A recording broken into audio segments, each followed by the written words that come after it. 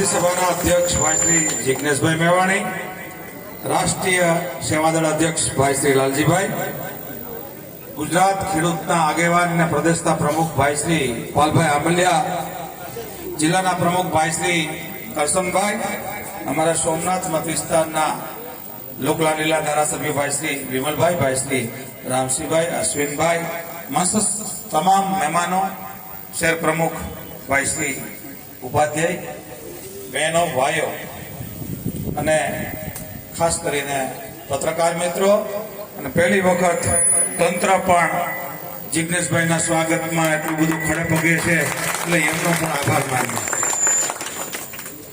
આપ સૌને ખબર છે કે દેશમાં પાર્લામેન્ટની ચૂંટણી થઈ. મને એમ લાગે છે કે દેશના પાર્લામેન્ટના વિપક્ષ નેતા રાહુલ ગાંધીને હોય કે સામાન્ય એક કોંગ્રેસનો કાર્યકર હોય, એનામાં જે ઉર્જા છે એ આ વખતે અનહેરી ઉર્જા, અને જાણે ગઠબંધન જીત્યું હોય એવો લોકો પણ વ્યવહાર કરતા થઈ ગયા. એટલે જિગ્નેશભાઈને રાજકોટ વાસીઓ પીડિત થાય તો સીએમ ને બોલાવવાને બદલે, એમને ફરિયાદ કરવાને બદલે જિગ્નેશભાઈને હવે ફરિયાદો આવે છે આખા ગુજરાતમાં. આ ફરિયાદ પાલભાઈને આવે છે. મને એમ લાગે કે શાસન બદલી ગયું, તંત્રએ ખાલી બદલી જવાની જરૂર છે વેલાહાર. કારણ કે જયારે પરિવર્તનનો હવા ફેલાણી હોય ત્યારે પવન ભાગે, બધા ભાગે, તો તંત્રએ પણ મહેશભાઈ અને એમના સાથીઓ ઉપર ખોટી ફરિયાદ કરીને, લૂંટ જેવી ફરિયાદમાં એમને જેલમાં પૂરીને શું સંદેશો દેવા માંગે છે? દબાવી, ધમકાવી, ડરાવીને રાજકારણ કરવું, મત લેવા, ક્રાંતિકારી માણસને દબાવી દેવો, કયો એંગલ છે એ પણ અહીંથી તંત્રને પૂછવાનું મન થાય.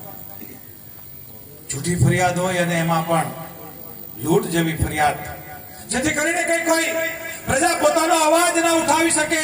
જે આ વિસ્તારમાં ધારાસભ્ય તરીકે લડ્યા હોય, આ વિસ્તારનો આગેવાન હોય, એમની ઉપર પણ જો ખોટી લૂંટની ફરિયાદ થાય તો આમ જનતાનું શું થાય? અહીંયાથી વાત થઈ એમ લૂંટારો કોણ?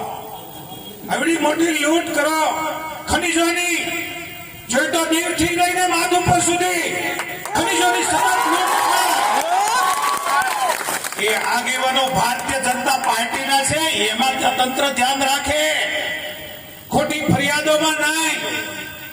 અને પરિવર્તનની ઝોક છે એ રાહુલ ગાંધીએ દેશની પાર્લામેન્ટમાં કીધું કે આવતા વખતે गठबंधन के साथ गुजरात में हम भाजपा को हराएंगे, हराएंगे, हराएंगे.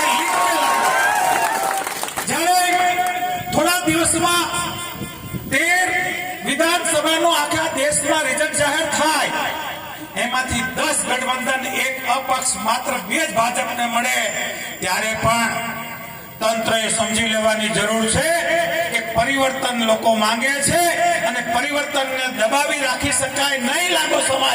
એટલા માટે મિત્રો, આપને તંત્રને વિનંતી કરીએ કે વહેલાસર એમણે નાખેલી ખોટી કલમ રદ કરે અને અમારા મહેશને પાછો આપે. નહીં તો અમે ગમે કક્ષાએ લડત કરવામાં સક્ષમ છે અને ગાંધી સિંધિયા માર્ગે જે લડત કરવી પડશે, પ્રાણની આહુતિ દેતા પણ અચકાશું નહીં. એક ગરીબનું કામ કરતો માણસ, દલિત સમાજમાંથી આવતા માણસને જેલમાં પૂરી દેવો એટલે કોઈ દબાવાઈ જાય, તમારો કોઈ અવાજ નહીં ઉઠાવે, જેનો અવાજ ઉઠાવતો તો એને જ પૂરી દેવાનો. ત્યારે અહીંયા વાત થઈ એમ ગુજરાતનો અવાજ બનીને કોંગ્રેસના નેતાઓ, આગેવાનો અહીંયા આવ્યા, એને ખૂબ ખૂબ ધન્યવાદ મારા તરફથી અને અમારી અહીંયા સોમનાથની જનતા વતી પણ આપ સૌનો જિગ્નેશભાઈ, લાલજીભાઈ, પાલભાઈ આભાર માનું છું. જ્યારે બહુ લાંબી વાત કરવાની જરૂર નથી, પણ મુદ્દો હાલે છે ડિલિમિટેશનનો. જેવી શરૂઆત થઈ ત્યારે સૌથી પહેલા ઇનાજ ગામ ઉમરેઠી ગામ, માલજીંજવા અને તાલાળા કિન્નાખોરીનું રાજકારણ છે. એટલા માટે કે જ્યાં કોંગ્રેસને વધારે મત મળ્યા, જે વિધાનસભામાં કોંગ્રેસને વધારે મત મળ્યા, એ લોકોને ડિમોલેશનમાં મુખ્ય ભોગ બનવું પડે.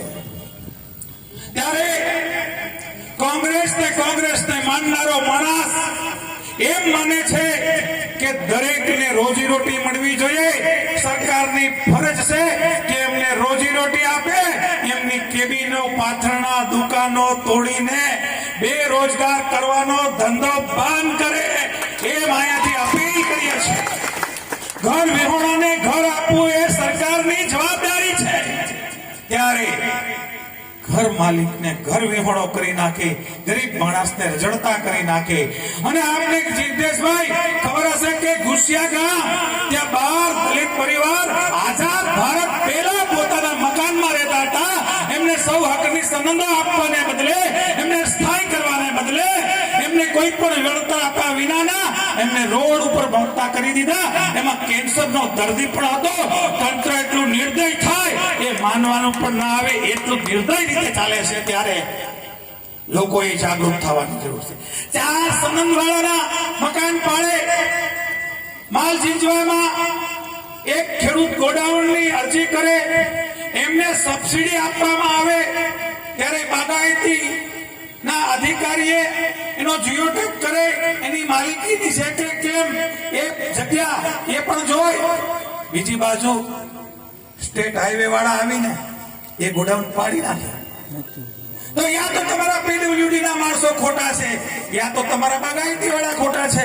એ તો ઓન રેકર્ડ છે. શા માટે એના પગારમાંથી પૈસા વસૂલ કરીને ખેડૂતને વળતર ના આપવું અને એને સજા ના કરવી? શા માટે સનંદવાળા મકાનને પાડી નાખે, એના ઉપર પોલીસ ફરિયાદ નથી લેતા? જ્યાં પોલીસ ફરિયાદ લેવાની જરૂર છે ત્યાં તંત્રએ પોલીસ ફરિયાદ લેવી જોઈએ.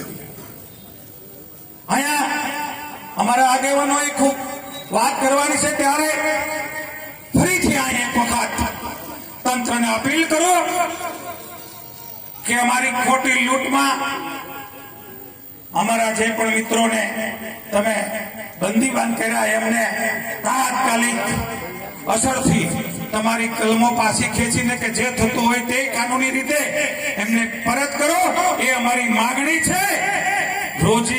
રોજગાર બચાવો, રહેઠાણ બચાવો. રહેઠાણ ગાયોની વાત કરનારી સરકારે આ જિલ્લામાં લગભગ 1000 ગૌશાળાઓ એટલે કે ઢાળિયાઓ પાડ્યા છે. ગાયો ઉપર અત્યાચાર કરે. અને એ આપણે પેલા મીડિયામાં એ જોતા જશો કે ગાયોને જાતે તંત્ર વાળા છોડીને કાઢી મૂકે છે. અને ગાયો ઉપર ની વાત કરનારાઓ ગાયોને પણ દુખી કરે છે, પ્રજાને દુખી કરે છે, અને એને બેરોજગાર કરે છે, ઘર વિહોણા કરે છે. એમને ફરીથી અપીલ કરું છું કે આવું ના કરે, નહીં તો આ વિસ્તારની પ્રજાએ મોટું અને જલદ આંદોલન કરવાની ફરજ પડશે. એમાં અમે પાછા વળીને જોવાના નથી. કોંગ્રેસ હવે જાગૃત છે અને આપ સૌ જયારે સાથે છે ત્યારે આપ સૌનો ખૂબ ખૂબ આભાર સાથે વિનવું છું.